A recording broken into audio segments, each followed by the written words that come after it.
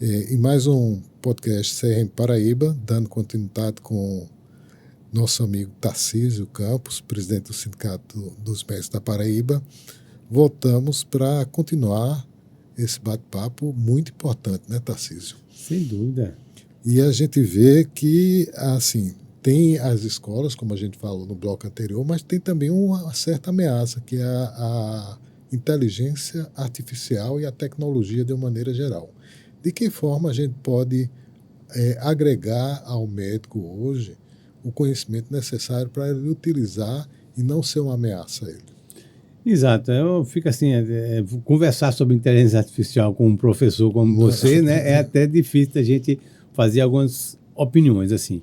Mas no meu entender, Na sua percepção. na minha percepção, assim, quando a gente falou assim, é uma ameaça, na verdade, é uma ameaça para quem não dominar essa tecnologia nova, né? Porque se falava, né, justamente de que o computador, quando surgiu, veio a internet, ia causar um problema muito sério no mercado de trabalho, porque ia causar demissões em massa, ia ser substituído o trabalho. E a gente viu que não.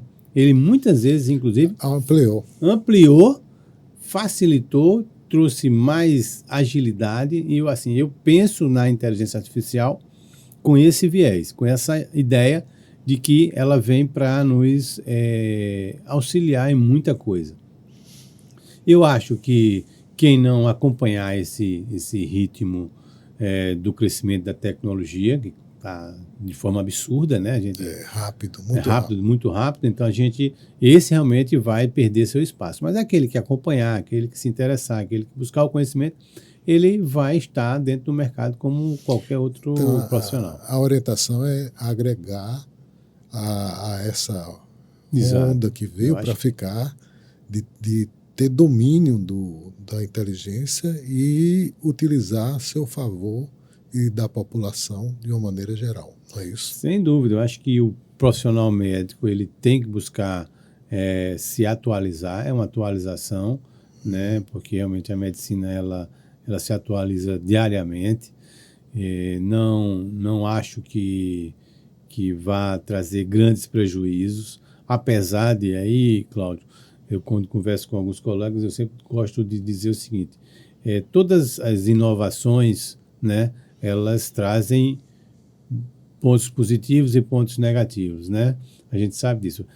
A questão é saber como utilizar essa inovação, né, e fazer com que ela venha para o bem, né, e aí para o bem de toda a humanidade. Eu acho que substituir o olhar do médico, substituir, né, a empatia, substituir a compaixão, eu acredito que vai levar muito tempo, ou talvez isso nunca aconteça. Eu prefiro, né, acreditar que isso nunca vai acontecer, porque nós assim somos e aí é da natureza humana. É da natureza humana, nós somos criação divinos, da vontade, né, divina, e aí eu acho que isso não será substituído. Porque quando isso se chegar a esse ponto, né, acabou a humanidade. E perdeu a coisa que é mais a conexão de um ser humano com o outro, através do olhar, através da atenção. E isso não tem preço, nem em tecnologia, que vá dar a esse cidadão a sensação de estar sendo acolhido por outro ser humano. Exato, é uma coisa que, a não ser que a gente pense na substituição da raça humana, que eu não acredito nisso, porque vai chegar ao ponto que as pessoas dizem, no limite é aqui, né? O limite, nós chegamos no limite. Então, assim, mas a inteligência artificial, ela tem que ser bem manipulada, bem utilizada, para não gerar, vamos dizer assim, mais prejuízo, né? E aí no nosso mais prejuízo para essa relação de relação de trabalho, de mercado de trabalho. Eu vou dizer uma coisa que eu observo muitas vezes, é o Dr. Google. Você conhece, né? Então, às vezes, a pessoa procura informações e, de fato, lá tem muitas informações que causa, ao invés de tranquilizar, causa mais ansiedade, porque é da mente humana dimensionar o problema maior do que ele é. E aí a diferença está entre o informação e conhecimento. O que é o conhecimento? É a informação processada de acordo com a experiência de vida do médico, da habilidade que ele tem, do histórico de vida que ele tem na profissão. E aí ele, ao contrário, ele desmistifica o que o Dr. Google pode causar de dano ao paciente. A mesma coisa talvez aconteça em relação a os excessos que a inteligência artificial pode causar por conta da ansiedade que gera e do sofrimento com relação ao hiperdimensionamento de algumas questões. Seria mais ou menos isso. Mas você está certíssimo. Eu acho que todo conhecimento ele é importante, ele é muito válido, assim, e ele ajuda, inclusive, para você saber olhar aquele profissional que se atualiza e aquele profissional que não se atualiza. Uhum. Porque quando não existia o Dr. Google, né, o conhecimento ele era muito centralizado, né, naquelas pessoas que tinham acesso àquelas informações. Mas hoje a informação ela está massificada, ela está na mão de cada um que queira ter esse conhecimento. Por isso que a gente tem que ter muito cuidado, porque como é uma área assim que não existe uma legislação ainda no nosso país com relação à questão da inteligência artificial. Uma regulamentação. Uma regulamentação, né? Muita coisa ainda está sendo disponibilizada de forma errada, né? Eu penso assim, né? E isso traz prejuízo, né? Você que é da área da medicina, da pediatria, né? Sabe muito o mal que isso está trazendo para as nossas crianças, né?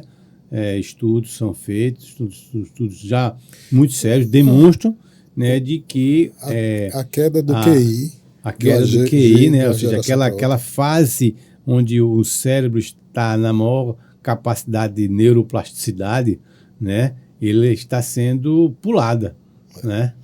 As crianças não querem mais pensar, as crianças não querem mais brincar, e isso está trazendo muito sérios problemas. Na verdade, essa interação com o celular, com o tablet, com as telas, elas criam o que a gente chama de atalhos que podam as possibilidades de imaginação. Você entrega um produto pronto, sem que a criança possa refletir, criar ela mesma.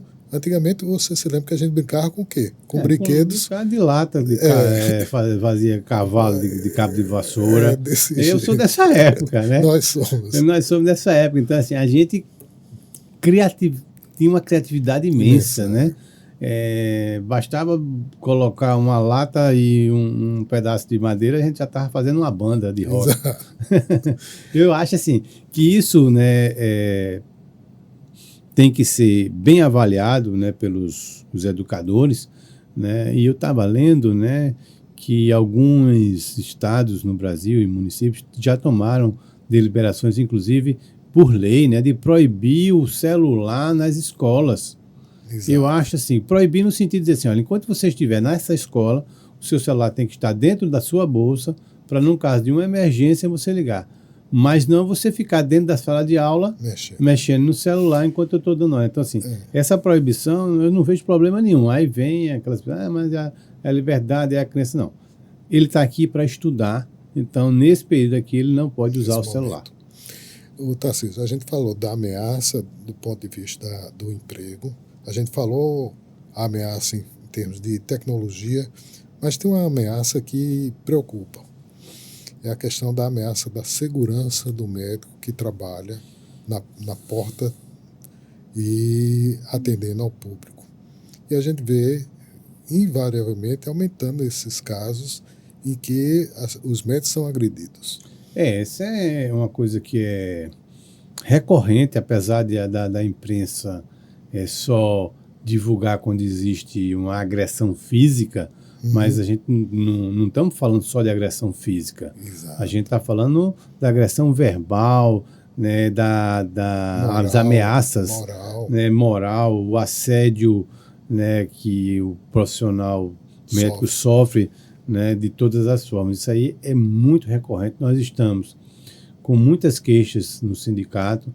A gente está, inclusive, pensando em realizar um fórum, né, para debater, junto com as autoridades, chamar o Ministério Público do Trabalho, o Ministério Público Estadual, chamar os representantes da própria sociedade, Conselho Municipal de Saúde, entidades médicas, para a gente fazer um fórum sobre essa questão do assédio e da violência nos locais de trabalho, né? Porque, infelizmente, isso está se tornando uma prática costumais, né? E o médico, e isso adoece o médico.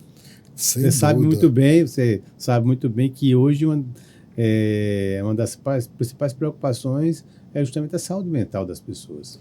E pensando nesse aspecto, eu digo isso, talvez na minha área, como ela é composta uma grande maioria por mulheres, infelizmente ainda prevalece que é mulher, eu posso fazer o que eu quero, eu posso lidar do jeito que eu quero, e a gente vê agressões físicas, inclusive, contra a mulher, que é uma covardia. Não tem justificativa nenhuma, né, da violência e mais contra uma mulher. Exato. Não que assim eu veja a mulher como um sexo frágil, mas assim ela é diferente, ela é mais vulnerável. Ela não tem, né, a capacidade. Ela não espera, inclusive, que isso possa acontecer, né? E assim principalmente no ambiente de trabalho. E aquela superioridade física, né, que impõe a ela uma situação, né, de muita fragilidade quando está nessas urgências, né, a gente sabe que quem trabalha em urgência tem que ter muita preparação psicológica, porque o paciente que chega com uma urgência trazido pelos seus familiares vem uma carga muito grande ali. Se você não souber lidar, você pode gerar um problema muito grave ali e é o que a gente acaba chegando a ver nesses pronto atendimento com agressões físicas, né, até com mortes. Exato. Né? Você tocou um ponto muito importante, que é a questão da saúde mental. Como é que anda a saúde mental do médico? Você que tem uma convivência grande com esse... Isso é um problema muito sério, né? Acho que uns 2 anos atrás a gente fez uma pesquisa com os médicos do município de João Pessoa. Uma pesquisa, não foi uma pesquisa científica, mas foi uma enquete, foi uma amostragem. Mas a pergunta era muito objetiva. Você está satisfeito em trabalhar no seu local ou não?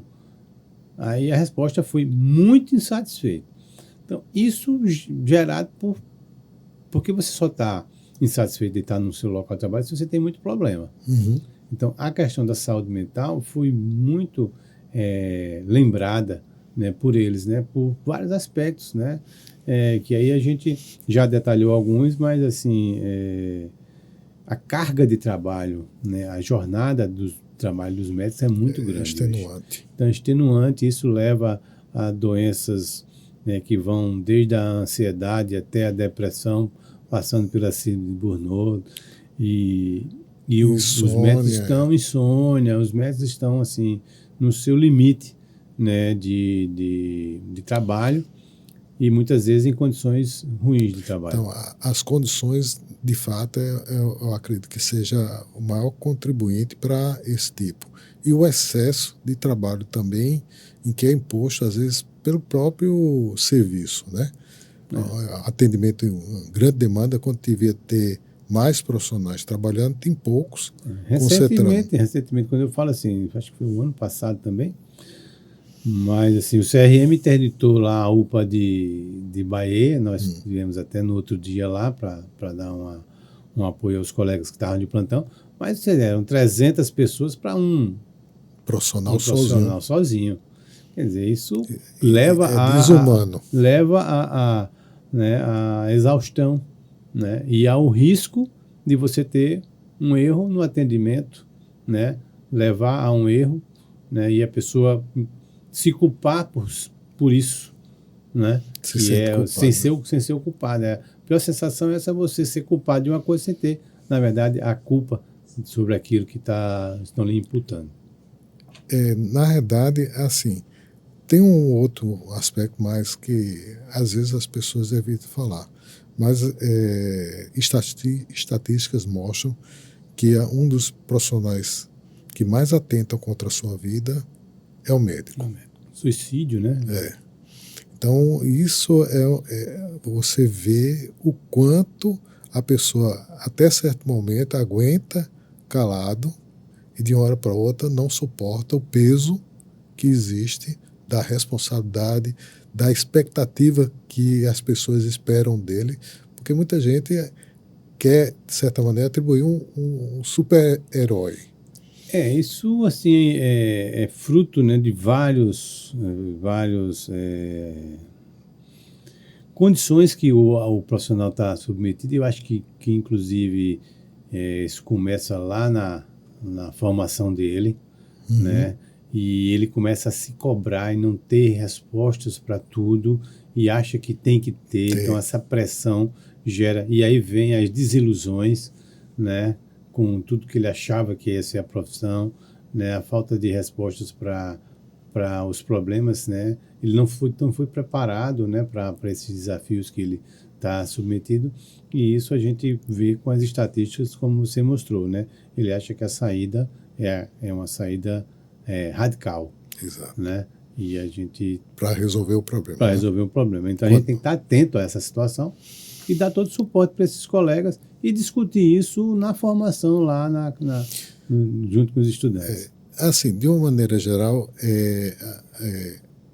quais são as perspectivas de trabalho dentro não só do sindicato, mas também da Federação Médica, e que vislumbra ações mais na frente? A Federação Médica Brasileira, ela é jovem, né? Ela surgiu, né? A gente não completou os 10 anos ainda, mas hoje ela reúne 31 sindicatos de todo o país, né? E representamos hoje mais de 80% dos médicos do Brasil, né? Estamos participando de várias comissões, como a questão da EBSECO, e estamos nessa discussão da Comissão Nacional de Residência Médica. Então, a Federação Médica tem uma preocupação, que é organizar a categoria médica para enfrentar esses desafios que são enormes e não vão ser vencidos sozinhos.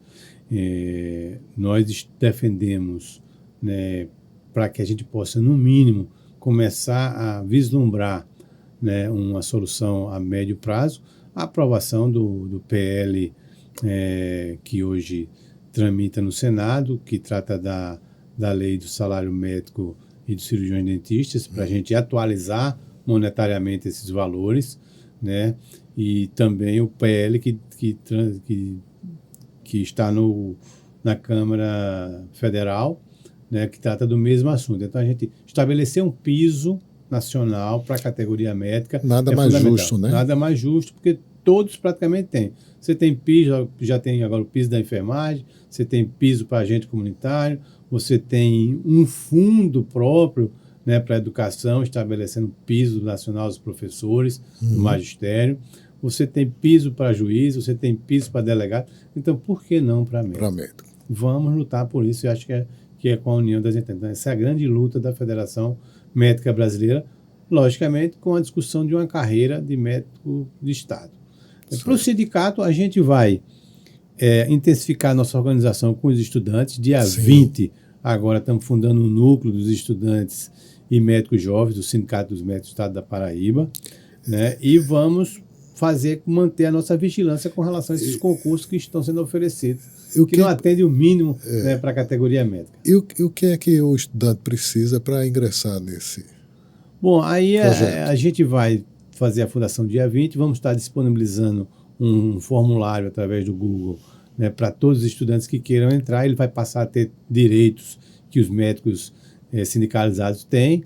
Logicamente não vai poder votar, mas assim vai começar a conhecer, né, um pouco mais do sindicato e participar dos eventos que o CIMED participa. Então estaremos dia 27 lá no Pará, no Congresso Brasileiro, promovido pela Federação Médica, que vai tratar justamente dos acadêmicos de medicina.